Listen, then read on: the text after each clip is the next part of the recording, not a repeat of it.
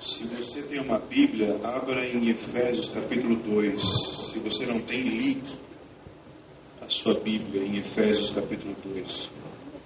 Eu estou velho, eu preciso tirar o óculos para enxergar. Efésios capítulo 2, versículo 11. A princípio eu vou expressar meu ódio ao nazismo. Apesar de ser um pouco skinhead. Mas por causa de outras coisas que eu sou assim. Efésios 2, 11. Portanto, lembrai-vos de que no passado, vós, gentios por natureza, chamados incircuncisão pelos que se chamam circuncisão, feita pela mão de homens, estavais naquele tempo sem Cristo, separados da comunidade de Israel, estranho às alianças da promessa, sem esperança, sem Deus do mundo. Mas agora em Cristo Jesus, vós, que antes estavais longe, viestes para perto pelo sangue de Cristo, pois Ele é a nossa paz. De ambos os povos fez um só, e derrubando a parede de separação em seu corpo, desfez a inimizade. Isso é a lei dos mandamentos contidos em ordenanças, para em si mesmo criar dos dois um novo homem, fazendo assim a paz, e pela cruz reconciliar ambos com Deus em um só corpo, tendo por ela destruído a amizade. Esta é a palavra do Senhor, amém? Amém. Pai, em nome de Jesus eu oro pedindo que o Senhor libere espírito de sabedoria e de revelação, no pleno conhecimento do Senhor, abençoando o falar e o ouvir da Tua palavra, em nome de Jesus, amém. Amém. Quando eu digo que eu quero falar contra o nazismo, o que eu estou querendo dizer, porque tem um assunto que eu gosto muito na teologia, e que é o pós-supersessionismo. O que é o pós-supersessionismo? Bom, é uma coisa que vem depois do supersessionismo, provavelmente. Supersessionismo é a teologia da substituição.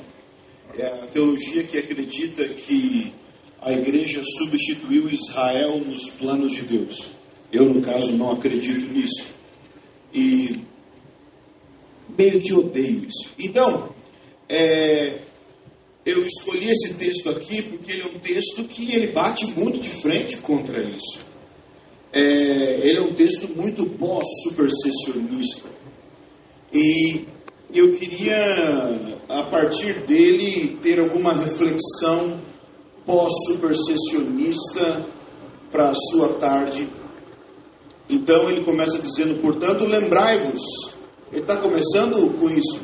Ele está evocando os gentios para que os gentios lembrem do seu passado.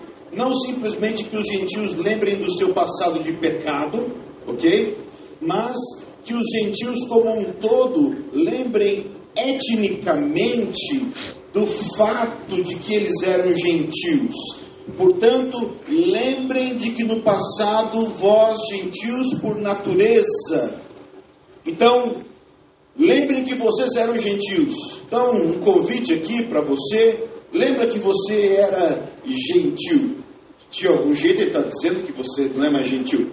Então, você é gentil no sentido de que você etnicamente é brasileiro. Amém? E alguns portugueses. Etnicamente você é brasileiro.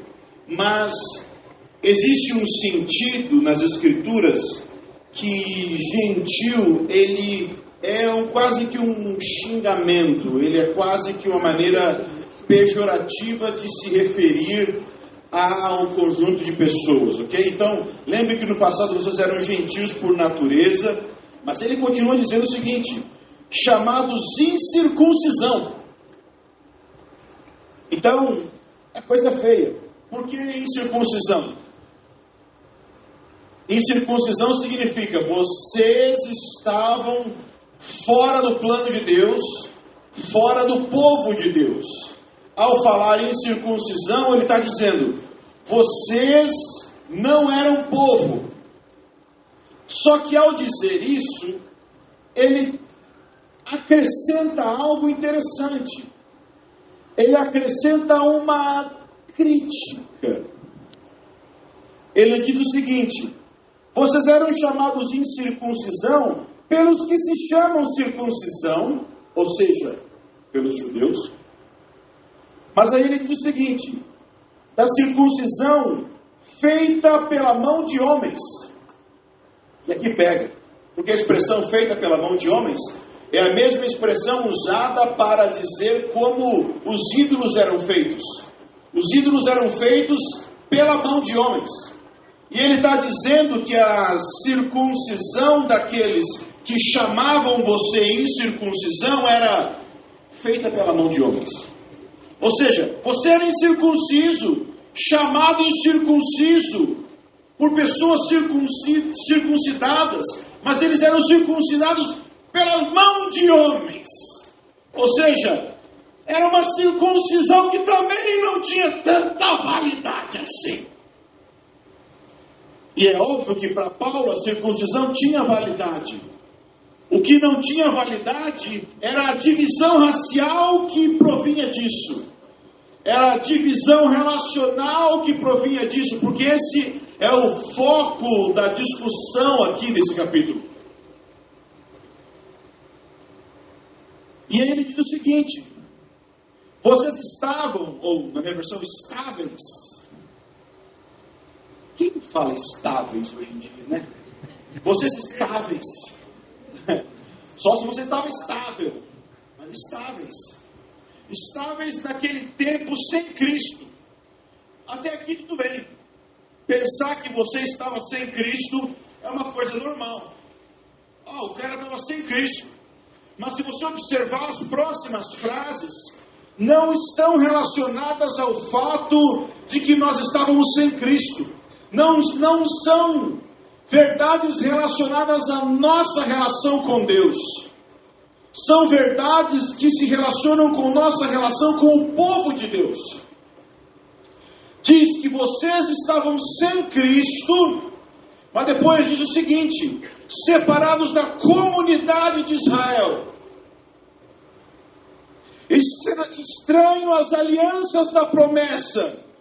Sem esperança, sem Deus no mundo. Então, quando eles falam, lembra que vocês eram gentios e que vocês estavam separados da comunidade de Israel. É isso que ele está falando, ok? Está entendendo? Ok, beleza. É disso que ele está falando. Vocês estavam fora. E vocês eram considerados fora por um povo que tinha uma circuncisão feita por mãos humanas. Não era... A coisa não estava muito boa. Bom, então ele continua dizendo: mas agora. Então vem no segundo momento. Ele começa dizendo: lembrai-vos. Mas então vem no segundo momento: mas agora. É o segundo momento do texto. Mas agora, em Cristo, vós que estavais longe, vieste para perto pelo sangue de Cristo. E obviamente, pela linguagem evangélica que nós estamos acostumados, nós podemos pensar que ele está dizendo que nós estávamos longe de Deus e agora viemos para perto de Deus. Mas não é isso que ele diz. Ele não está dizendo que nós estávamos longe de Deus e viemos para perto de Deus. Ele vai dizer que nós estávamos longe de Israel e viemos para perto de Israel. Que nós estávamos longe do povo de Deus e viemos para perto do povo de Deus. Olha o que ele diz: mas agora em Cristo, vocês que antes estavam longe, viestes para perto pelo sangue de Cristo, pois Ele é a nossa paz. De ambos os povos fez um só povo? Não, porque não está escrito a palavra povo ali. E derrubando a parede de separação em seu corpo, desfez a inimizade. Ou seja, a inimizade entre os dois povos que ele está se referindo, judeus e gentios. Desfez a inimizade, isto é, a lei dos mandamentos contidos em ordenanças, para criar dos dois um novo homem. Ele não criou um novo povo. Você é brasileiro, vocês são portugueses, mas todos nós somos uma nova humanidade. Não gostaram. Não tem problema. Continua sendo verdade. É um fato. Deus não criou um novo povo. Etnicamente eu sou brasileiro, eu como carne de porco, eu não sigo as tradições judaicas, mas eu, junto com Israel, formei uma nova humanidade. Eu não tenho que me tornar judeu para fazer parte do povo de Deus. Eu me tornei uma nova humanidade, um novo homem. É isso que o texto diz. Nós não abandonamos os nossos distintivos étnicos, assim como Israel também não abandonou os seus distintivos étnicos. Ele desfez a inimizade, isso é, a lei dos mandamentos contidos em ordenanças, para em si mesmo criar dos dois povos um novo homem, fazendo assim a paz, e pela cruz reconciliar ambos com Deus, em um só corpo, tendo por ela destruído a inimizade. Então, o que ele está dizendo?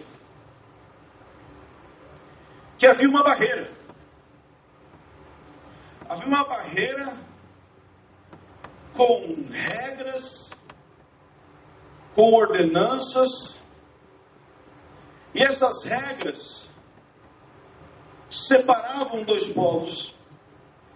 E ela é chamada de inimizade. Você estava de um lado, eu estava de um lado, judeus estavam de outro. E ele vai dizer que havia o quê? Inimizade.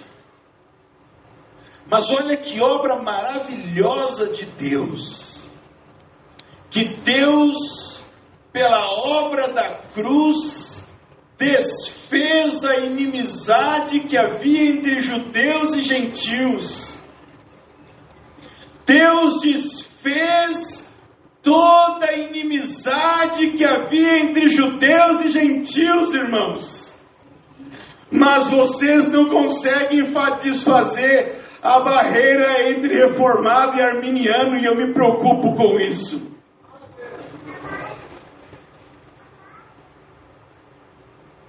Se Deus desfez a barreira entre judeus e gentios,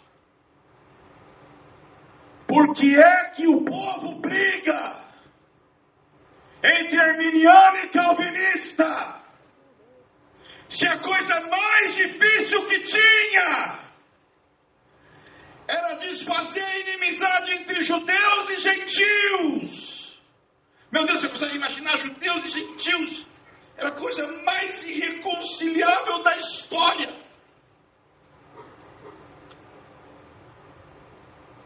Mas o idiota tem que ir lá postar. Dizer que é heresia. Tá junto com arminiano e pentecostal. Mas Deus desfez o muro. Desculpa se eu gritei. Eu nasci pentecostal mesmo. Fora isso, eu tenho problema mental também. As duas coisas vieram juntas.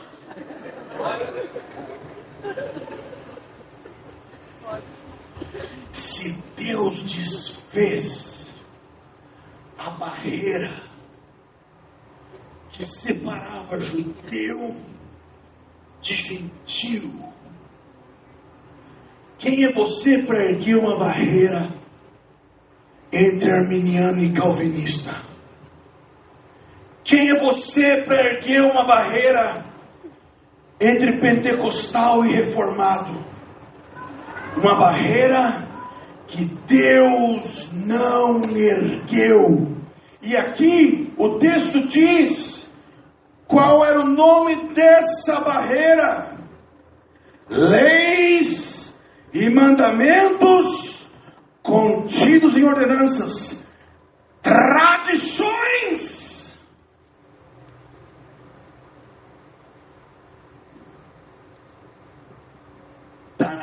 de jogar essa tradiçãozinha que não veio da Bíblia no lixo.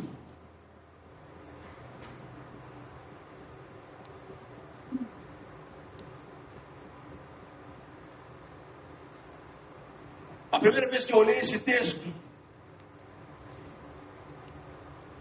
eu olhei para o meu casamento.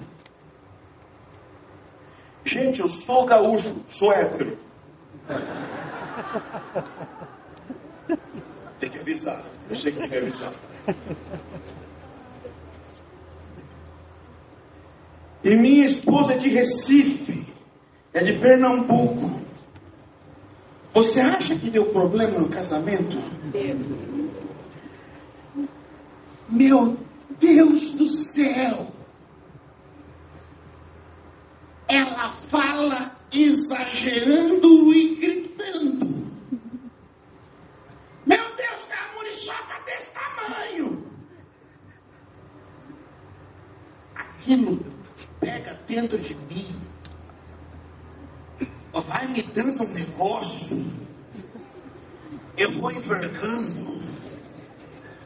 Eu tenho vontade de voltar para o ventre da minha mãe.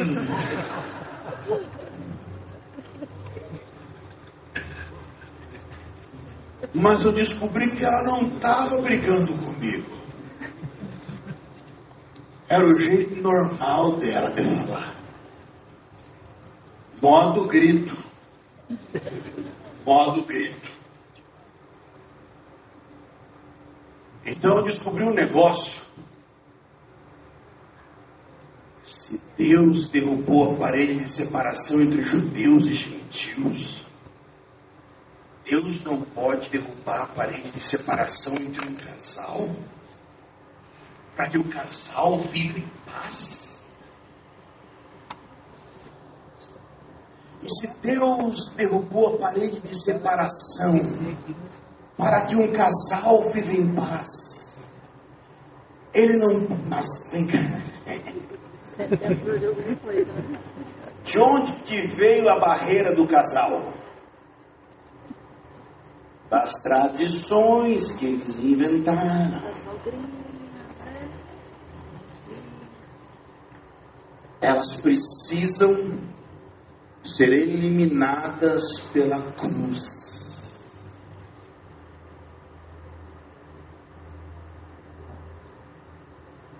Da mesma forma, a unidade do corpo de Cristo não acontece. A gente dá as mãos e canta Kumbaya. Oh, somos corpo que se vem ajustado, totalmente falsificado. Never. Pela cruz. É quando a operação subjetiva da cruz opera em mim a tal ponto que minhas preferências não são mais o centro. E eu consigo olhar para o diferente e ver que ele também foi incluso na obra de Cristo.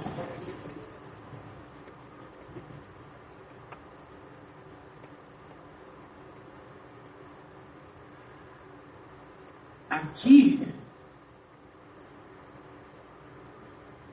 estão os que não postaram contra o evento, mas que pegaram raiva dos que postaram.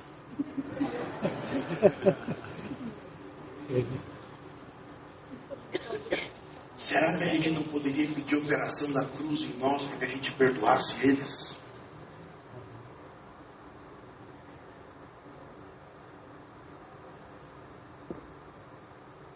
Para a gente não ser um meio de proliferação de divisão no corpo de Cristo.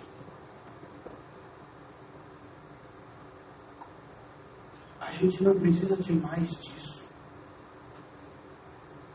Se no início da igreja, judeus e gentios foram unidos em igrejas locais, ou seja, gente que comia porco e gente que não comia porco, foi unida em igrejas locais, com respeito, com amor. Será que gente que fala em línguas e gente que não fala em línguas não pode se unir? Com respeito. Será que gente que usa a norma regulamentadora do culto e gente que fala terra não pode estar unida? Claro que pode. Certamente pode.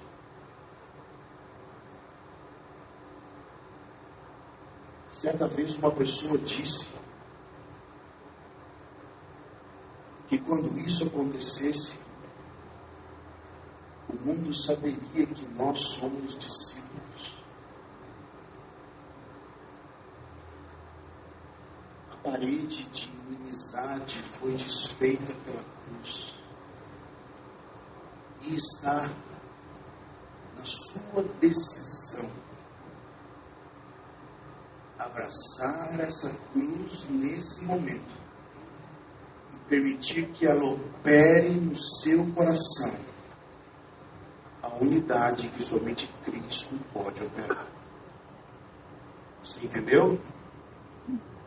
Terminei. Tchau.